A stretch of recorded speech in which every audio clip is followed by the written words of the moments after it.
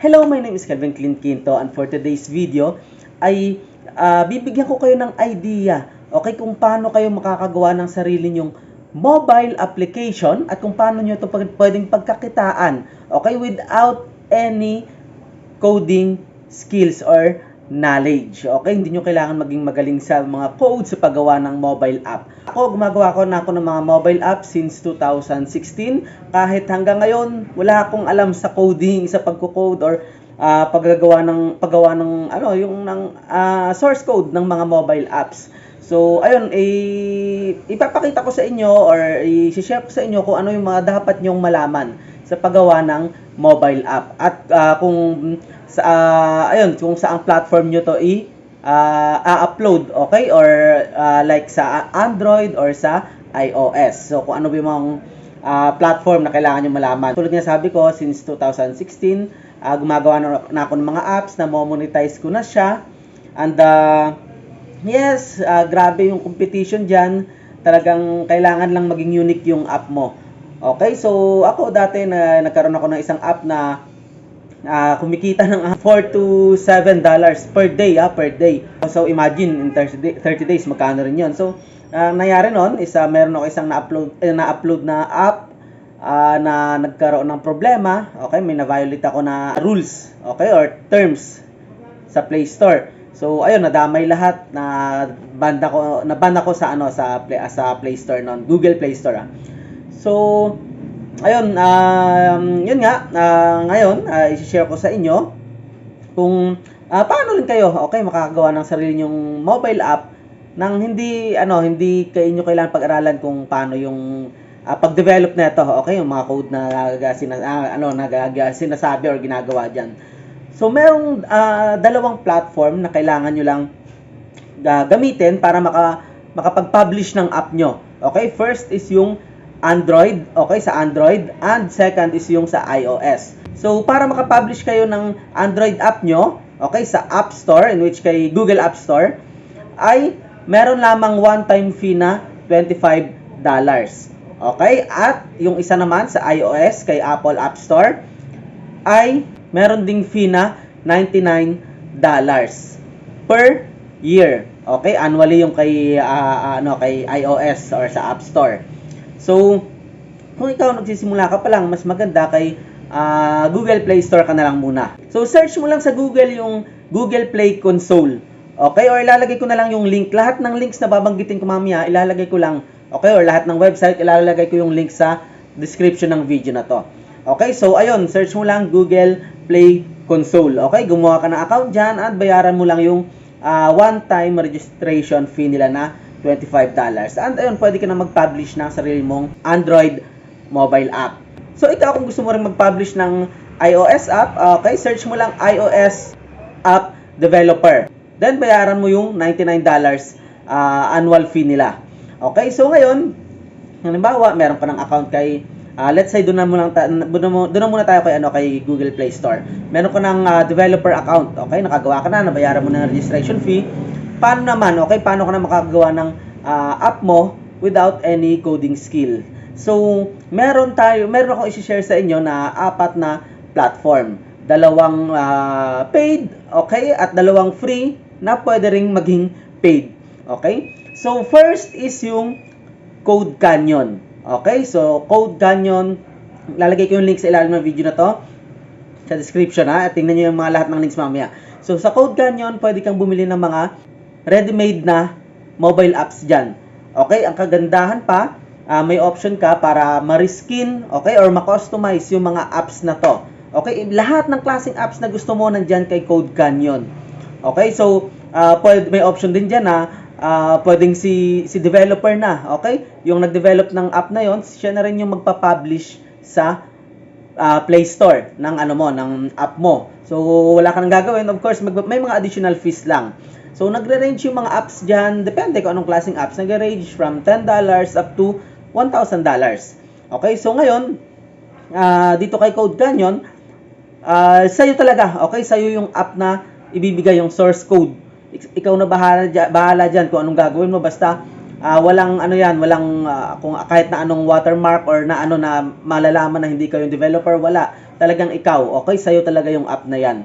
And then yung another platform is yung Flipa. Okay? So etong dalawa lang na to, maraming platform na kung saan pwede kayong bumili, pero ito yung dalawa na to yung talagang mas kilala at subok ko na. Okay? So kay Flipa, pwede ka rin bumili ng mga apps, same kay Code Canyon. Okay? Pwede mo ring i-reskin or customize. Depende kung anong depende sa usapan niyo ng developer. Bigyan ko na rin kayo ng idea kung ano-ano yung mga app na pwede nyong gawin or pwede nyong mabili, okay, sa mga platforms na yon, yung nabanggit ko, sa Code Canyon, sa Flipa. Kung gusto niyo magkaroon ng sarili nyong like Grab na app, casino, magkaroon ng parang sarili nyong TikTok app, okay, so pwede yan. Almost lahat ng app na nakikita nyo sa Play Store, makikita nyo kay Code Canyon at kay Flipa. Okay? Depende na lang yan sa idea or sa imagination nyo kung paano nyo pa mas pagagandahin. Okay? Para mas unique compared dun sa mga nauna ng app na nasa Play Store. So, yun yung dalawang platform kung saan kailangan yung bilhin talaga yung app or yung source code ng app. So, ngayon naman, itong dalawang app na babanggitin ko is free naman to. Okay, free. First is yung Quick App Ninja. Dito sa Quick App Ninja, meron kang 5 free games templates. Okay, mga games naman to, katulad ng Word Hunter, mga puzzle. Okay, so pwede mo magawa sa app na to. Okay, mga free templates. And of course, pwede mo na download yung source code or yung AAB file niya and then i-upload mo sa or i-publish mo sa Play Store. At ang gandahan dito, pwede mo siyang i-customize din. Okay, depende sa kung anong color yung gusto mo, yung logo mo, pwede mo upload.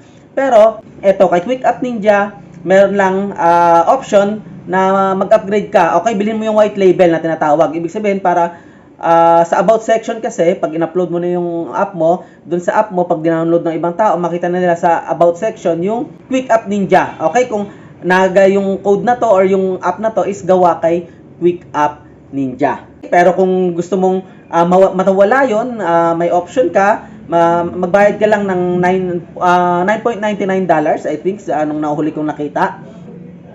Para, ayun, mga white label na. Okay? So, sayong-sayo na. Wala nang pangalan or logo ni Quick App Ninja. Okay? Pwede mo na sabihin na sayong-sayo talaga yung app na yon. Okay? Ang kagandahan pa, one-time payment lang yon. At yung pangalawang platform naman, okay, na pwede nyo magamit is yung AppsGeyser. Okay? For free. So, meron kang pagpipilian na 35 free templates dyan from business templates or business apps, tools, at games. Okay, free po lahat yan. Pero, eto, 50-50 kayo sa ads. Okay, mamaya kung ano yung pag-usapan natin kung ano yung ads na sinasabi ko. So, eto, halimbawa, may nag-download ng mobile app na ginawa mo from AppsGeyser. Tapos, may lumabas na ads. Okay, halimbawa, una doon is kay AppsGeyser na ads. Then, pangalawa, yung sayo. Pangatlo, kay AppsGeyser. So, ganun siya gumagana. Okay, hati kayo doon. Hindi lahat ng ads na lalabas sayo. Ngayon, may option ka din, okay, para matanggal yon. Okay, katulad kay Quick App Ninja kanina, sabi ko, kailangan mo lang magbayad ng $9.99 para matanggal yung branding. Okay, yung pangalan nila. Ganun din kay AppsGeyser. Lalabas din yung branding nila doon sa app or yung pangalan nila, pero may option ka na matanggal yon. And of course, pati yung ads, kung gusto mong ikaw na lahat yung kumita doon sa mobile app mo, lahat ng ads na lalabas sa'yo na, meron lang silang monthly or annual subscription. Okay, so para matanggal yung branding at lahat ng ads sa'yo na. Okay, para masabi mo na sa'yo na talaga yung, or sa'yo talaga yung mobile app na yon. Okay, so yun. Okay, yun yung 4 na platform na pwede mong subukan para makagawa ng app without any coding skills. Okay? Nakagawa ka ng app mo, walang sakit sa ulo sa paggawa ng code, sa pag-customize or pag-reskin. So, ang daming mga ngayon, mga app developer, okay, na kung saan babayaran mo na lang, okay, para hindi ka na mahirapan. So, ngayon, eto, paano mo naman pagkakakitaan yung mga mobile app na ipapublish mo sa App Store, okay, or sa Play Store. Ang daming platform, okay, kung saan pwede mong ma-monetize yung mobile app mo. Pero etong dalawa lang talaga yung nire-recommend ko kasi ito lang talaga yung nasubukan ko at mas kilala talaga. First is yung Google AdMob. Okay? Kung familiar kayo kay AdSense, yung lumalabas na ads kay YouTube, yung lumalabas na ads sa mga website, okay? Sa mobile app, ang tawag is Google AdMob. Okay, subsidiary siya ni Google.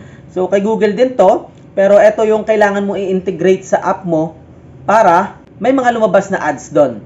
Napakadali lang din i-integrate to. Wala nang mga coding dyan. Maibibigay lang sa'yo na piece of code lang. Yun tala, kakopy mo lang at ipipaste doon sa app mo. Okay, ilalagay mo lang doon. So, yun yung una, Google AdMob. Pangalawa is yung Meta Audience Network. Okay, ito naman kay Facebook. So, meron din si Facebook ganon. Okay, so, ayun, ganon lang din. Integrate mo lang din yung app mo doon. And, of course, pag-publish mo kay Google ay lalabas na rin yung mga ads ni Facebook doon. Okay, so, kikita ka naman doon kay Facebook. At ito pa, meron pa isa. Kung gusto mo magkaroon ng survey yung app mo, merong tinatawag na Pollfish naman.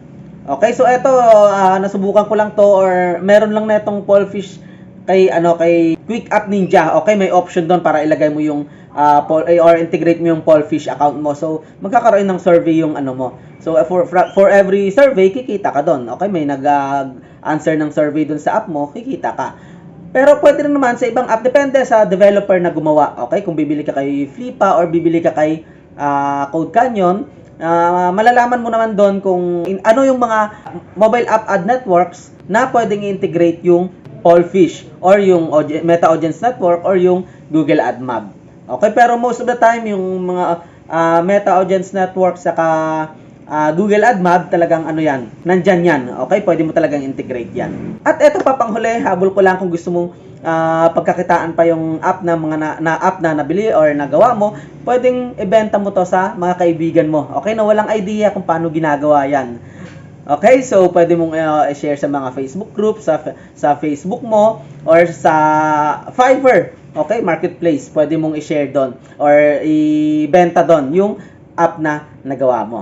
So, yun lang. I hope na meron ka natutunan sa video na to. Ano pa hinintay mo? Gumawa ka na ng sarili mong mobile app at magsimulang kumita. Okay, talagang lawakin mo lang yung idea mo, yung imahinasyon mo para mahiwalay mo or ma-differentiate mo yung sarili mo. Okay, dun sa ibang developer. Kasi halos pare-parehas lang naman yung mga app na ina-upload dyan. Okay, mga games, pero gawan mo ng paraan para maging unique yung sayo. Again, my name is Kelvin Clint Quinto. See you in my next video.